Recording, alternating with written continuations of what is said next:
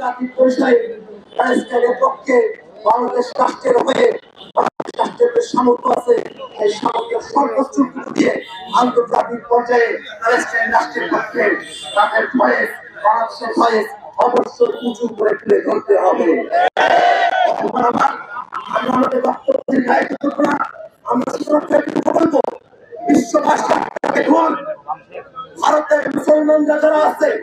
এই সংখ্যালঘুদের উপরে ভারতের যে সরকারি দল আছে তাদের যে নিপীড়ন চলছে, এই নিপীড়ন যদি চলতে থাকে পৃথিবীর মুক্তিকামী মানুষেরা, পৃথিবীর সংখ্যালঘু সম্প্রদায়ের মানুষেরা কোনোভাবেই তারা আর শান্তি ফিরে পাবে না। পৃথিবীর কোথাও বস্তুদের কোনো শব্দ, বস্তুদের কোনো হাহাকার, বিচ্ছিন্ন কোনো ঘটনা নয়। আমাদের পাশে রাখাইলে রোহিঙ্গাদের উপরে যে নির্যাতন, কাশ্মীরে মুসলমানদের উপরে যে নির্যাতন, ভারতের মুসলমানদের উপরে নির্যাতন, প্যালেস্টাইনে যে নির্যাতন গুলো চলছে, এই সমস্ত নির্যাতন গোটা বিশ্বের মুসলিমদেরকে একবার বার্তা প্রদান করে। কোন ধর্মীয় বিভাজনের ভিত্তিতে নয়, কোন ধর্মীয় পরিচয়ের ভিত্তিতে নয়, পৃথিবীর সকল মানুষ মানবতার পক্ষে কথা বলতে। এমনকি আমরা খেয়াল করেছি ইসরায়েলের খুব কোটি কতক মানুষ তারা প্যালেস্টাইনের স্বাধীনতার পক্ষে কথা বলেছেন, ইসরায়েল সরকার তাদের উপরে হামলা বিস্ফোরণ করেছে। ওই তখন যারা ইসরায়েল রাষ্ট্রের মধ্যবর্ষ যে কোটি কতক মানুষ প্যালেস্টাইনের পক্ষে কথা বলেছেন, আমরা বাংলাদেশের মানুষের পক্ষ থেকে ওই অল্প সংখ্যক মানুষের প্রতি আমরা কৃতজ্ঞতা প্রকাশ করতে চাই। আমরা চাইবো আমেরিকা, ব্রিটেন সহ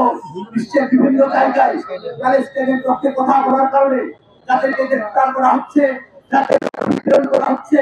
অনেক বিলম্বে বিশ্বের প্রত্যেকটি দেশ, প্রত্যেকটি সরকার প্যালেস্টাইনের পক্ষে কথা বলার কারণে যাদেরকে গ্রেফতার করা হয়েছে তাদেরকে বিশ্ব এবং একই সাথে বিশ্বের কোথাও প্যালেস্টাইনের পতাকা উত্তোলনের কারণে, প্যালেস্টাইনের দাবি করার কারণে যদি কোনো প্রকার অন্যায় অবিচার করা হয়, বাংলাদেশের মানুষ, বাংলাদেশের আপামর জনতা সেই নির্যাতন, নিপীড়ন এবং গ্রেফতারের শুনছে, তাদের নিন্দা প্রকাশ করে রাখছে। বন্ধুগণ আমার, আমরা আমাদের বক্তব্য দীর্ঘায়িত করবো না। আমরা চাইবো অনেক বিলম্বে ভারত সরকার যে ওয়াকফ সংশোধনী বিল পাস করেছে সেই সিদ্ধান্ত থেকে তারা সরে আসবে এবং দুর্ঘটনার মতো মুসলমানদের যে ওয়াকফ সম্পত্তি গুলো আছে সেটা নিয়ন্ত্রণের অধিকার, ওয়াকফের সংজ্ঞান সহ যে ধারাগুলো